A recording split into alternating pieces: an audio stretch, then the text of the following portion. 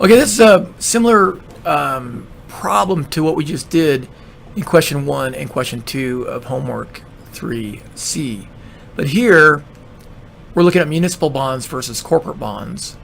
We're assuming that everything's identical between the two. There's no tax on the coupon payments, whether that's municipal or corporate. Okay, so if the two bonds are identical in all respects, then they're going to have the same price. And if they're identical in all respects, then the quantities are going to be the same as well. I've already copied the municipal bond supply for corporates and municipals in Desmos. And I've done the same thing with the supply curves for municipals and corporates. And again, they're identical because we're assuming everything is the same between the two markets. And what we get is a price of $889.192, a quantity of 717.308. The face value is $1,000, but because we're looking at the we're gonna see what happens to these bond yields when we impose a tax eventually on the coupon payments or interest payments of corporate bonds. We have to introduce a corporate a coupon rate, and our coupon rate is 10%. And initially, we're assuming the tax rate is 0%. No tax is being collected on interest payments from bonds. And so the payment is 10% of $1,000. So the coupon payment is, the tax-free coupon payment is $100. The number of periods is 1. And so now we got to use our rate equation where the number of periods is 1. The payment is $100. It's tax-free. The price is negative because we got to pay it to receive the coupon payment and the face value. We hit enter and we get a coupon rate of, just double checking here, we get a yield of 23.708%.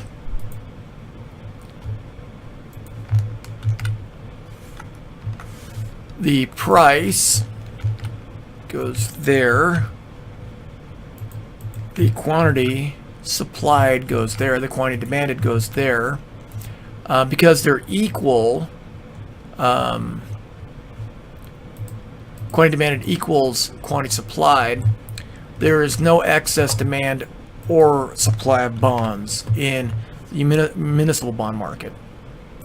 The same thing could be said of the corporate bond, because again we start with everything being identical.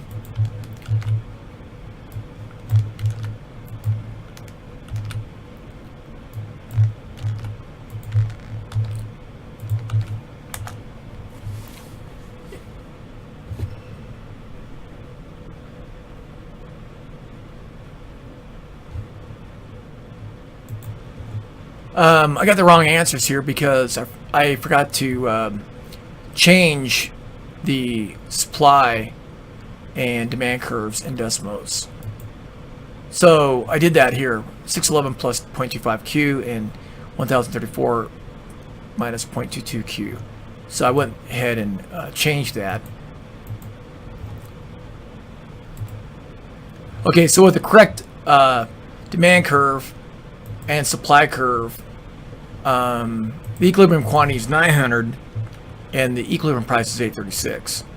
So let's copy the correct information in my open math. Sorry about that.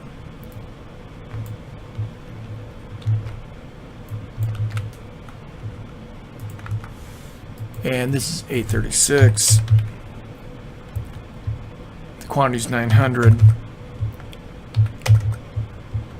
836, 900, and 900.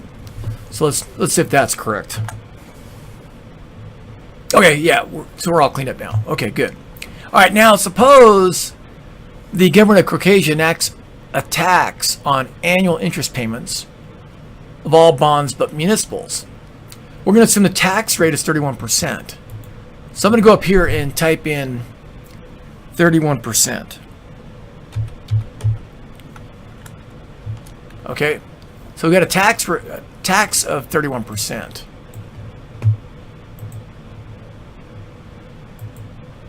I'll make this red, or I'll make it blue. They can't really see that blue. Let's try purple. You can't really see it. Dang it. I'll make the background. How about that? I'll make the background yellow. Okay. Okay, so we're imposing this tax here of 31%. All right. So how does that affect the payment? Well, remember, let me widen this up a little bit.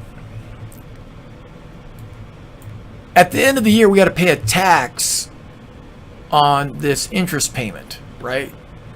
That's from the coupon, 10% of $100. So the amount of tax that we're going to pay is equal to this times the 31%, right? Or $31. So we're going to pay a tax of $31 when we get this $100 payment at the end of the year. And this is just for the corporate, right? This is just for the corporate. Okay. So what do we keep? We pay a tax of $31. I just typed over that $31. What's the net payment after tax? Well, the next payment after tax is 100 minus 31, which is 69, right? 69 plus 31 is $100. Okay, so this is our payment after tax. Now, because corporate bonds are going to be taxed and municipals aren't, people will leave the corporate bond market. They'll leave the corporate bond market and they'll enter this municipal market instead, because everything else is identical except for the tax structure, right? So let's do the municipal, let's do the corporate equilibrium first. So I'm going to go to Desmos and put in the corporate demand curve. And so you can see that quantity demanded went from 900 down to 802, 802.128. I'll go ahead and delete this down here. We're just going to do it right here. So the new corporate price is only 802.128. The corporate, whoop, that's the quantity. Sorry, that's the quantity. The second number is the price. The price is 811.532. Okay. So we got this tax that lowers our payment to $69. Our price comes down to $811.53. Our rate is, our interest rate is 31.726%. So let's go put that into, the interest rate is, whoop, that's the municipal. We're doing the corporate bond first. The price is 811. The quantity demanded and supplied is 802. Okay, we'll hit enter to see what happens. Okay, I just had them backwards. I had the yield over here, and I had the quantity supplied and demanded over here. So I just fixed those and hit enter to see if I got them right, and I did. Okay, good. So now let's go and do the same thing for the municipal. Remember, the municipal is tax-free. So we're going to set that tax rate at 0%. The tax you pay is $0, and so you get the full coupon payment of 10% times 1,000. Okay, but the price is going to change too. So let's copy the price of the new municipal bond demand equation into Desmos. Oh, we got to change our axis here. The quantity is way out there, so let's change this to 1,500. Okay, so click on that. We have an increase in the quantity demanded for municipals as a result of the tax exemption. Also, we get a higher price. The price of the municipals. Oh, I can delete this. The price of the municipals is $860.468. The quantity demanded is 997.872. And that gives us a yield to maturity of 27.837%. Whoop. So we got to make sure we put in the right box. Price. And then the quantity. Okay, then the tax exemption discount.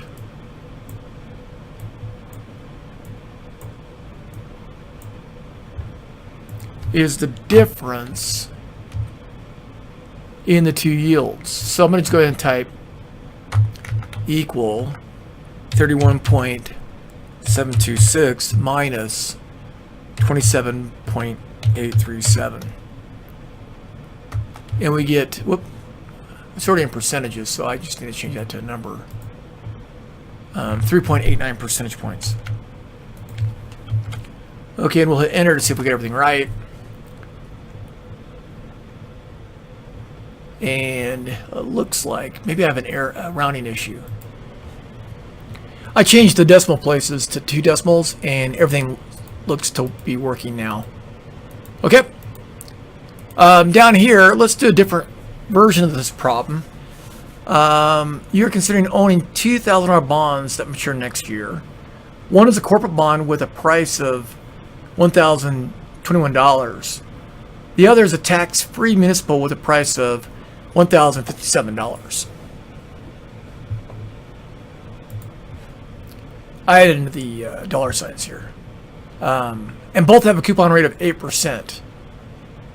The Caucasian tax rate on bond interest payments is 31%, just like it was above.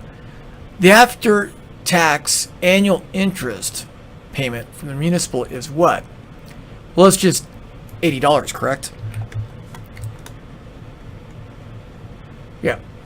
The after-tax annual interest payment from the corporate bond is, well, $80 is what it would be if it was tax-free. We're going to pay 31% tax. So on net,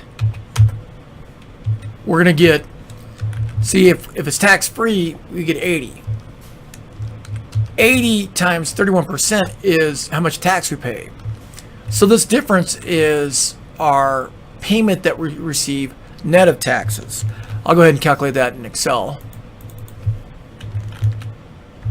And it's $55.20. Hit enter. Okay. So now we got to calculate the municipal bond yield and the corporate bond yield. Okay, so first we'll do the municipal bond yield. The municipal bond has a price of $10.57.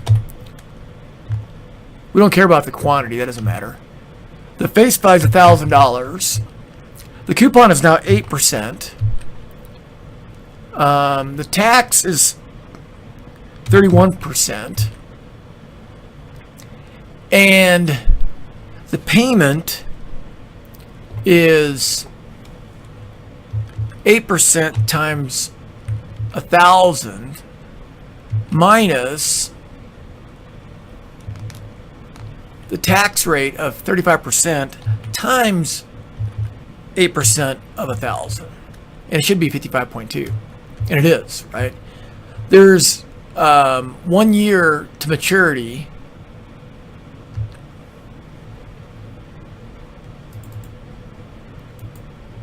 The payment, sorry, we're doing the municipal with a price of $10.57. So the municipal tax rate is 0%.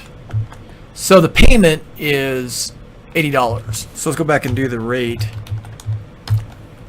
The number of periods is 1. The payment is $80. Negative the price because we have to pay it out. And then the face value. And we get 3.89%. Okay, so 3.89%.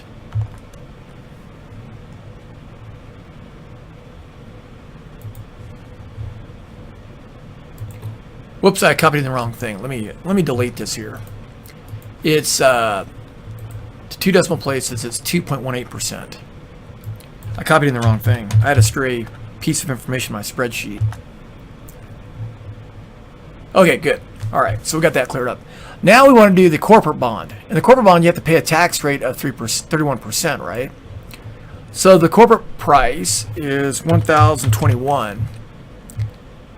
The tax rate is 31%, and we already did this, so 31%. The after-tax coupon payment, interest payment, is $55.20. And the rate, so we have the number of periods right here. We have the payment, after-tax payment there. We have minus the price there because we have to pay that out, negative price. We pay that out to get this right. And then we have the face value right there. And so the rate, the yield to maturity is 3.35 for the corporate. 3.35.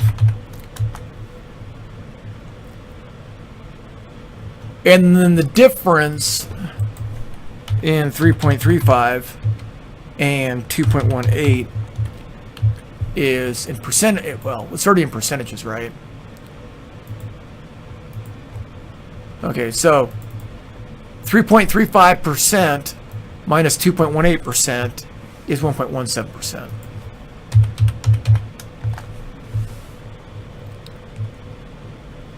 Okay, we're almost done with this problem. This has been giving me some headaches here. Okay, in this diagram down here, because the municipals are generally tax-free, with some exceptions, people are going to want to hold them, are more likely going to hold them. The demand for them is going to be higher than maybe the treasuries. Maybe they don't really consider the default risk, right? So the big difference between the two is the income tax exemption on the municipal coupon payments or interest payments. So this difference between the dark green and the light green is probably, most of that is due to this tax exemption discount. So we're going to say light green. Hit enter. Okay. The tax exemption discount reached a historical high in what year? And these are our choices. 1921, right in here. Both are about the same. Maybe that has something to do with the fact that income taxes were so low and there was really no difference between the two, right? 1928, municipal bonds have a higher yield than treasuries here, so it can't be 1928. That's kind of right before right around the stock market crash. What about 1932? In 1932, it looks like there's still, this relationship is still inverted. Maybe people didn't have trust in the United States government because we're going through the Great Depression. 1945, with the war and all the patriotism, it looks like the relationship returned. It looks like that's about what, 3, that's about 1, so maybe a difference of 2 here. A little less than 2. What about 1980? 1980, right here. Looks like there's a huge difference between dark green and green. So I'd say 1980, but let's check 2009. 2009, the difference is 0. So we're going to put 1980.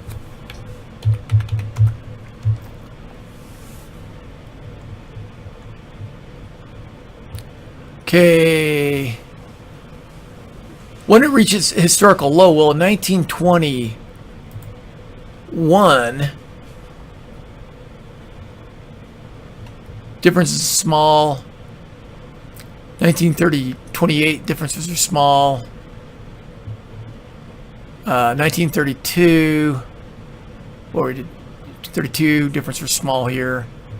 1945, pretty big, probably second biggest to 1980. So it looks like it has to be 2009. It looks like 2009. Oh, wow. Green, dark green is way below light green.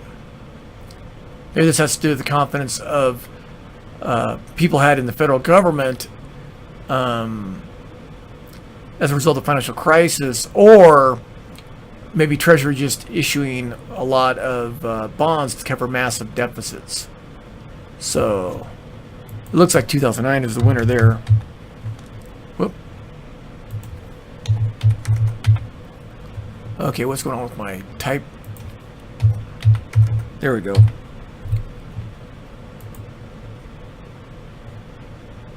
From 1925 to 1940, so 25 to 40 in here to there,